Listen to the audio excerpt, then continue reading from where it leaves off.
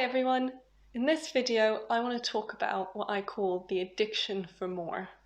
And this is actually prompted by a comment on my work-life balance video. So just a quick shout out thank you to user PGR for your comment. So what do I mean by an addiction for more? So this is where we strive for more only for the sake of having more.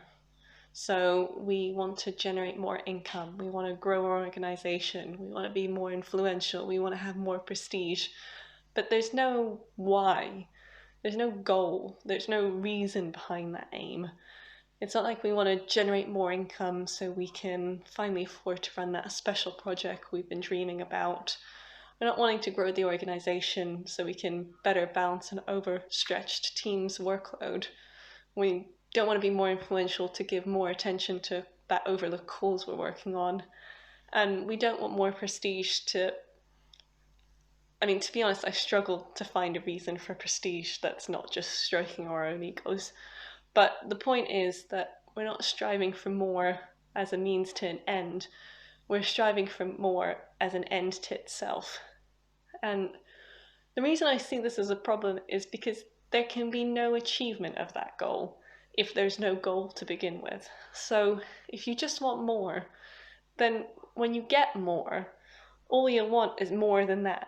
And that makes it so difficult to be happy or even satisfied with what you have. And that in turn makes it really difficult to turn off and step away from work or whatever aspect of your life that you've applied this approach to. And that's where it becomes an addiction, this drive for more.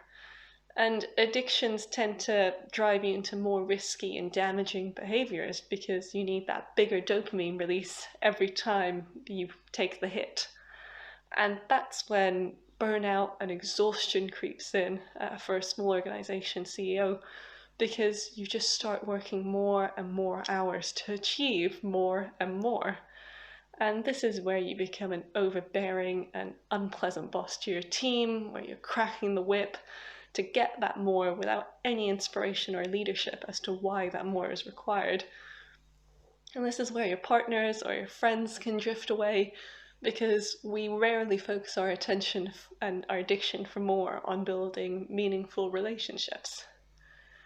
And it's a really easy addiction to slip into. So I found it personally very challenging straight after university. So after spending an entire life in the school system where I was constantly rated against my peers and I was constantly driving to be better and to be the best on that list, I suddenly felt completely lost in the real world where you don't have any similar measures to compare yourself against. And so I started to just aim for more, so that I would be the best when I eventually figured out how adults are compared to each other.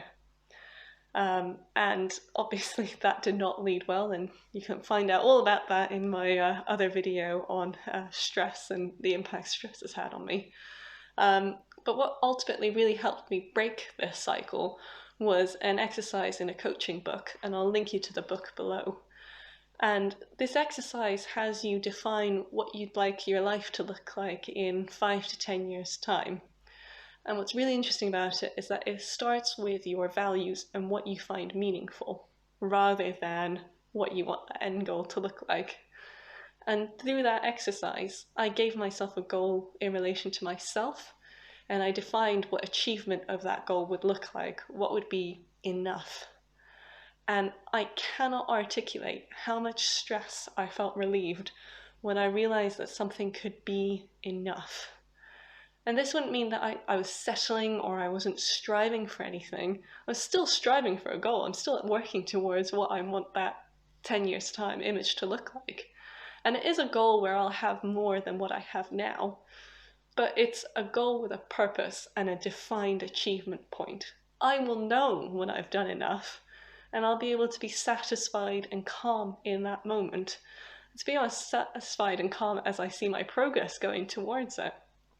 And once I achieve it, I'll know I've achieved it, and I'll probably, given who I am, then reassess, repeat the exercise and set a new goal.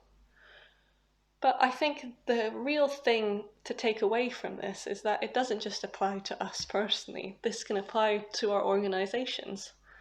And it means that we set goals in relation to our organization against the measures we believe are important to our organization. And these goals are driven by our organization's purpose and our values. It can also be influenced by external factors. For example, if your funders or your investors have defined a criteria for what good looks like and what they're expecting. But the key thing is it has to be defined so you know when you've achieved it. And it can't be something vague like be better than our competition, because who is that competition? What aspects of them would you like to be better than? What would that actually look like? How would you know that you're better? What happens if they improve in the meantime?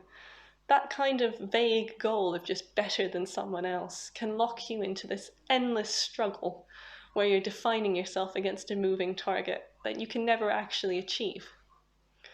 But by defining your goal, you can then rally both yourself, your team, and external stakeholders around achieving that goal. And you can explain the why behind it, and then people can use their own creativity to suggest ways to achieve it. It's not just on you. And you give yourself permission to say no to certain opportunities as they would take you away from that goal. Having that goal then helps you set timelines around its achievements, that manages everyone's expectations, it helps you recognize and achieve progress, and fundamentally, on a day-to-day basis, it can then help you recognize that you've done your best in progressing towards that goal, and then help you step away from work that day because you know you've done your best. So what I just said hopefully resonates with a lot of you, because fundamentally it's the first step in creating an organizational strategy. And you'll be able to tell from hopefully the passion that I've delivered this with that I think a strategy is critical for any organization. And this is a topic I'll want to pick up in future videos, and I'll do a full series on how you might go about creating an organizational strategy for your small organization. But I really do want to leave you with this, so that if you want to strive for more, that's fine, but just define what that more is. Have that goal and know when you've achieved it. And hopefully that will help you break this cycle, this addictive cycle of just going for more's sake. But in the meantime, I hope, as always, that you found this video useful and it's given you pause to consider your relationship with the addiction for more. And I would highly, highly recommend that you personally try out the coaching exercise that I've linked below, because I found it incredibly useful myself. But in any case, as always, thank you so much for listening, and I hope to see you in a future video. Bye.